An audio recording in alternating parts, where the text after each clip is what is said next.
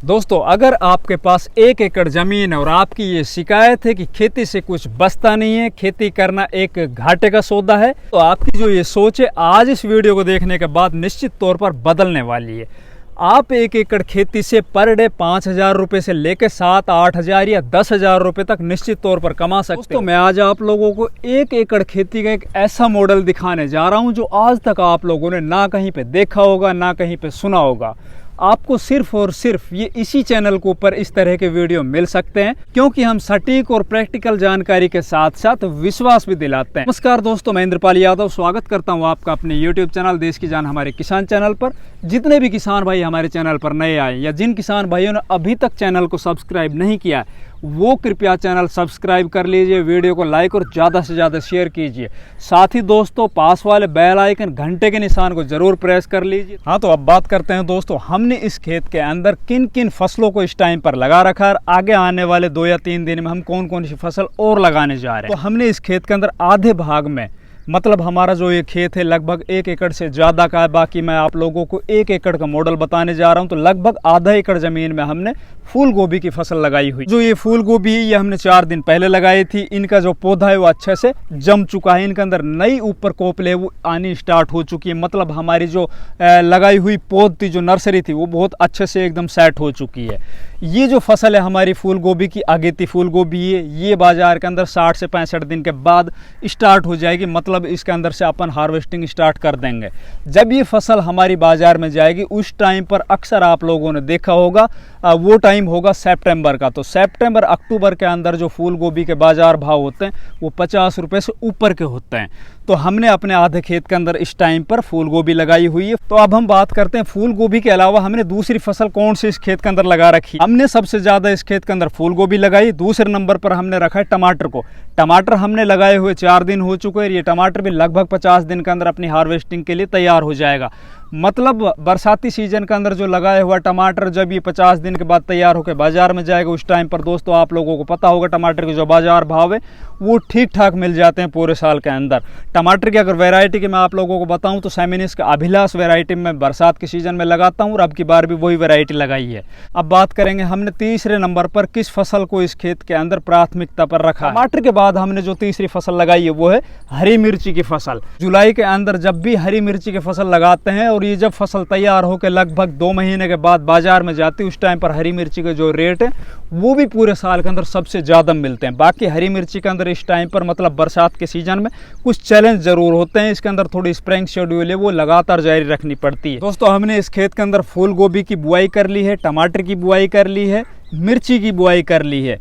चौथी जो हमने फसल लगाई है वो लगाई है खेत के चारों तरफ मेड़ के ऊपर, और वो भी एक फसल नहीं 3 फसल लगाई है। तीनों फसल लगाने का कारण बताऊंगा। मेड़ के ऊपर हमने क्यों लगाई है, उससे क्या बेनिफिट मिलेंगे ये बताऊंगा। सबसे पहले बताता हूं मैं इस मेड़ के ऊपर जहां पे मैं अभी बैठा हूं, मतलब खेत की जो लंबाई है लगभग 300 फीट है। उस मेड़ के ऊपर हमने इस टाइम पर बिटर गार्ड मतलब करेला की फसल लगाई है। करेले की फसल जुलाई के महीने में लगाई है। ये फसल है वो आगे आने वाले लगभग 4 से 5 महीने तक लगातार चलेगी। तो मेड़ के ऊपर जो हमने ये बेल वर्गीय फसल लगाई है, एक साइड में करेला लगाया है, दूसरे साइड में हमने गिलकी की फसल लगाई है, तीसरे साइड हमने बीन्स की लगाई है। मतलब एक तरह से जो हमने खेत के चारों तरफ एक सुरक्षा दीवार बना ली है, एक लगभग 8 से 10 फीट ऊंची बाड़ बना ली है। उसका सबसे मेन जो कारण होगा वो एक तो जितने भी जंगली जानवर हैं वो हमारे खेत के अंदर नहीं आ पाएंगे। दूसरा, जितने भी रस चूसक कीट होंगे जैसे कि सफ़ेद मच्छर है, हरा तेला है या और भी बहुत से जो हमारी फसलों के अंदर आके नुकसान करते हैं और महंगे महंगे स्प्रे करने के बावजूद भी वो ख़त्म नहीं हो पाते, तो दूसरे खेतों से जैसे ही वो उड़ के हमारे खेत की तरफ आएंगे तो वो बाढ़ में फंस जाएंगे। फिर हम उनको बहुत अच्छे से कंट्रोल कर सकते हैं दोनों साइड से स्प्रे करके। इसके अलावा दोस्तों, जो मेड़ के ऊपर से हमारे पास जितनी भी इनकम जनरेट होगी, अगर अच्छा भाव हमें मिल गया तो हो सकता है हमारे खेत के बीच से ज़्यादा हमें मेड़ से ज़्यादा कमाई हो जाए। अब बात करते हैं हमने खेत के अंदर और क्या कुछ लगा रखा है, आगे हम अगले 2 दिन के अंदर क्या लगाने जा रहे हैं। तो दोस्तों, आप लोगों से मैंने बताया, एक तो फूल गोभी हमने लगाई है, टमाटर लगाया है, मिर्ची लगाई है, करेले की बुआई कर चुके हैं, गिलकी की बुआई कर चुके हैं, बीन से उसकी बुआई अभी चल रही है। इसके अलावा खेत के अंदर जो बचा हुआ पार्ट है उसके अंदर हम इस वक्त मूली की बुआई करेंगे। मूली के अलावा दोस्तों हम कुछ बचे हुए हिस्से के अंदर पालक की बुआई करेंगे। इन दोनों को हम आधा आधा रखेंगे। इनके अलावा हम खेत के अंदर जहाँ भी ज़मीन बची हुई है, मतलब जहाँ भी हमें कोई भी जगह खाली दिखाई देगी, वहाँ पे हम हरी धनिया की बुआई करेंगे। बात करेंगे दोस्तों, हमने ये जो फसलें लगाई हैं वो कब तो चलेंगी और उनके जो औसत बाजार भाव वो क्या कुछ मिलने वाले हैं। तो आप सबसे पहले पेन कॉपी ले लीजिए। अब मैं आप लोगों को बताऊंगा कि हमारे औसत इसके अंदर उत्पादन है वो कितना निकलेगा, और बाजार भाव अगर हमें औसत मिलता है तो बाद में इनको जोड़ के देखेंगे, फिर आप ही बताना कि कितने रुपए पर डे के हिसाब से हम कमाएंगे।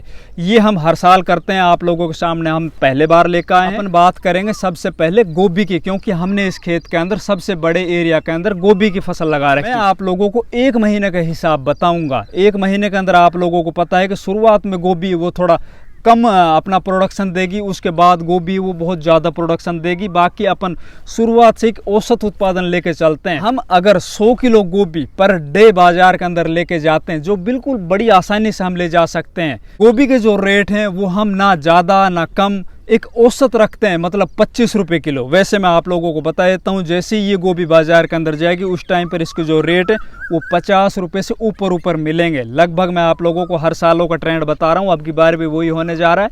बाकी अपन जो औसत रेट है वो पकड़ते हैं। हम 25 रुपये किलो के हिसाब से 100 किलो गोभी पर डे के हिसाब से बेचते हैं। आप लगा सकते हो 2500 रुपये पर डे हम गोभी से लेकर आएंगे इस 1 एकड़ खेत के अंदर। दूसरी जो फसल से 3 से 4 कैरेट बाजार के अंदर टमाटर लेके जाएंगे, उसके जो बाजार भाव है वो हमें पर कैरेट के हिसाब से 250, 300 या 350 मिल जाए तो अपन मोटा मोटी 1000 रुपये का टमाटर पर डे के हिसाब से बेच के आएंगे। 2500 रुपये की हमने गोभी बेची, 1000 रुपये का हमने पर डे के हिसाब से टमाटर बेचा। इसके अलावा बात करेंगे दोस्तों मिर्ची अगर हम 30 किलो भी पर डे के हिसाब से लेके जाते हैं और उसका जो औसत बाजार भाव 20 रुपये किलो रखते हैं, तो 30 किलो मिर्ची गई, 20 रुपये किलो हमें बाजार भाव मिले, रुपये हम लेके आए मिर्ची से 600। अब हम अगली फसल की बात करते हैं। पालक और मूली लगभग 30 दिन के बाद हम यहाँ से उखाड़ के और बाज़ारों में ले जाना चालू कर देंगे। पर डे हम अगर 50 किलो मूली भी लेके जाते हैं, थोड़े से एरिया से हम अगर मूली उखाड़ते हैं तो मूली से ज़्यादा वजन होता है उनके पत्तों का। छोटा सा एक गट्ठड़ होता है मूली का, वही 5 से 10 किलो का हो जाता है। बाकी अपन बात करेंगे 50 किलो पर डे के हिसाब से अगर अपन यहाँ से मूली लेके जा रहे हैं और उसके जो बाजार भाव हमें अगर 10 रुपये किलो भी मिल रहे हैं तो भी हम 500 रुपये पर डे के हिसाब से मूली से कमाई करके लेके अपने घर पे आएंगे। इसके अलावा हम बात करेंगे पालक की। पालक अगर हम पर डे के हिसाब से 20 किलो अपने इस खेत से लेके जाते हैं और उसका जो बाजार भाव हमें 10 रुपये किलो भी मिल जाता है तो भी हम 200 रुपये किलो पालक से लेके आएंगे। अब हम बात करेंगे मेड़ की। मेड़ से हम कितनी इनकम जनरेट करने वाले हैं, तो हम सबसे पहले बात करेंगे करेला। करेला अगर हम पर डे 20 किलो भी अगर बाजार में लेके जाते हैं, 20 किलो के जो बाजार भाव है वो हमें 15 रुपये किलो भी मिलते हैं, तो आप लोग समझ सकते हो 300 रुपये पर डे हम करेले की फसल से लेके आएंगे घर पे।